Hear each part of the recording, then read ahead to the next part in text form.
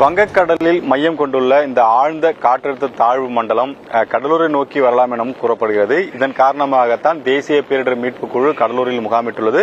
மாவட்டம் முழுவதும் கடற்கரை ஒட்டியுள்ள 49 மீனவ கிராமங்களும் கண்காணிக்கப்படுகிறது. ஏனென்றால் முதலில் பாதிக்கப்படுவது அவர்கள்தான். அதன் பிறகுதான் விவசாயம், இப்படி பல்வேறு விதமான பாதிப்புகளை ஏற்படுத்தும். தற்போது இருக்கும் இந்த ஆழ்ந்த காற்றழுத்த தாழ்வு நிலை என்பது கடலூர் மாவட்டத்துக்கு மிகப்பெரிய மழையை 30ஆம் தேதி வரை தரும் என்றும் சொல்லப்படுகிறது. புயலாக மாறுவதற்கான வாய்ப்பில்லை என்றும் சொல்லப்படுகிறது. புயலாக மாறவில்லை என்றால் மழை அதிக அளவு இருக்கும். இதன் காரணமாக அனைத்து நீர்நிலைகளும் மிகப்பெரிய அளவில் தண்ணீர் வருவதற்கான வாய்ப்பு உள்ளதாக மாவட்ட நிர்வாகம் தகவல் கிடைத்து அதன் அடிப்படையில் தான் ஒட்டுமொத்தமாக நீர்நிலைகள் கண்காணிக்கப்படுகிறது.